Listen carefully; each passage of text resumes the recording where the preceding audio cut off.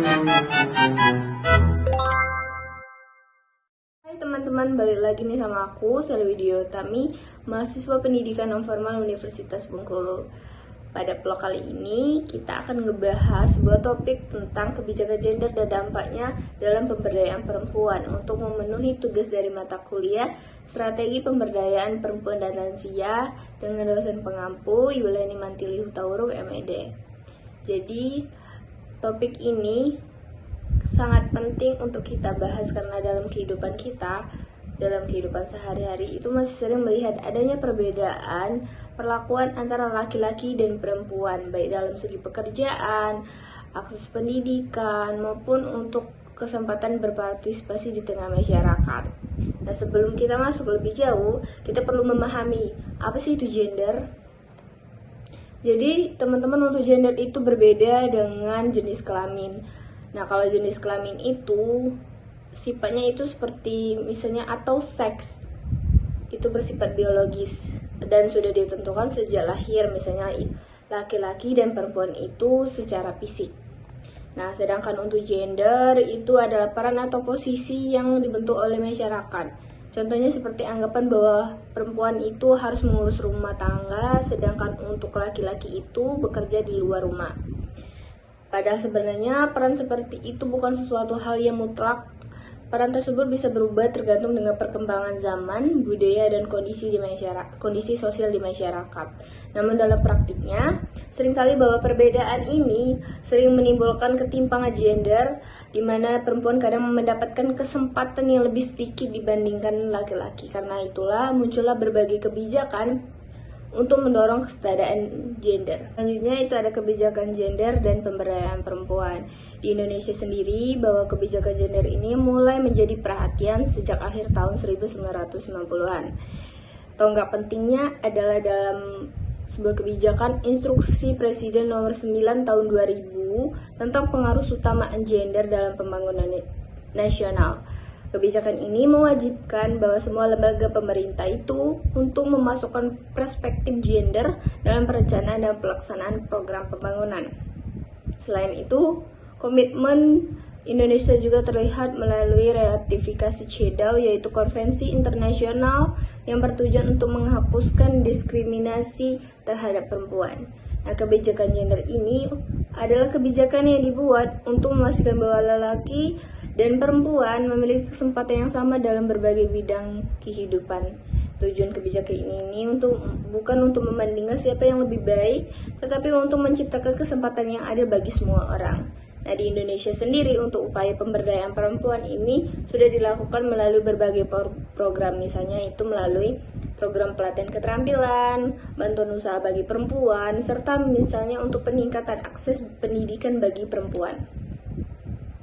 Nah, program-program ini bertujuan agar perempuan dapat meningkatkan kemampuan, memiliki kemandirian ekonomi, dan dapat berpartisipasi aktif dalam pembangunan dan pengembangan masyarakat. Selain itu, pemberdayaan juga memberikan akses, kesempatan, dan kepercayaan diri kepada perempuan agar mereka mampu mengambil keputusan dan mengembangkan potensi yang mereka miliki. Lalu siapa saja sih pihak-pihak yang terlibat dalam kebijakan gender ini? Nah, dalam pelaksanaannya itu ada banyak pihak yang berperan. Salah satu dan yang pertama adalah pemerintah pusat yang bertanggung jawab dalam membuat kebijakan dan peraturan terkait kesetaraan gender. Yang kedua itu ada pemerintah daerah yang memiliki peran penting dalam melaksanakan program pemberdayaan perempuan di tingkat lokal.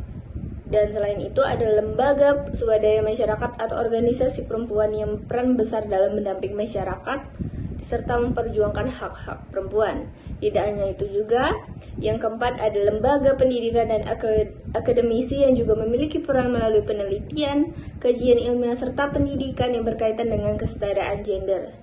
Dan data ini juga tidak kalah penting dengan media massa yang merupakan media yang dapat membantu menyebarkan informasi dan meningkatkan kesadaran masyarakat tentang pentingnya kesetaraan gender. Dampak dari kebijakan gender ini terhadap perempuan itu memiliki dampak yang cukup besar terhadap pemberdayaan perempuan. Salah satunya adalah dengan meningkatnya kesempatan perempuan untuk mendapatkan pendidikan yang lebih tinggi. Selain itu juga perempuan juga memiliki peluang yang lebih besar untuk bekerja dan berwirausaha. Dalam bidang politik, untuk perempuan juga bisa memiliki kesempatan untuk yang lebih luas dalam berpartisipasi dalam pengambilan keputusan. Misalnya melalui perwakilan atau keterwakilan perempuan dalam lembaga pemerintahan dan organisasi masyarakat. Namun, meskipun sudah ada kebijakan yang sudah ada dibuat ini, pelaksananya ini masih menghadapi berbagai tantangan. Nah, salah satunya untuk tantangan dalam kebijakan gender ini, teman-teman, adalah budaya patriarki. Kita sudah tidak asing dengan budaya patriarki ini yang sudah dari lama itu tertanam di Indonesia, yaitu budaya yang menempatkan laki-laki sebagai pihak yang lebih dominan dalam masyarakat. Selain itu, masih ada keterbatasan dalam hal sumber daya manusia, dan anggaran serta pemahaman masyarakat tentang pentingnya kesetaraan gender ini. Perbedaan kondisi sosial dan budaya juga di setiap daerah membuat implementasi dari kebijakan gender ini tidak selalu berjalan dengan cara yang sama. Karena itu diperlukan kerjasama antara pemerintah, masyarakat, lembaga pendidikan, serta berbagai organisasi perempuan untuk memastikan kebijakan gender dapat berjalan dengan efektif. Dan itulah pembahasan singkat kita tentang mengenai kebijakan gender dan dampaknya dalam pemberdayaan perempuan. Semoga hal apa yang saya sampaikan hari ini bisa bermanfaat untuk semuanya. Mohon maaf jika ada salah kata. See you di vlog selanjutnya.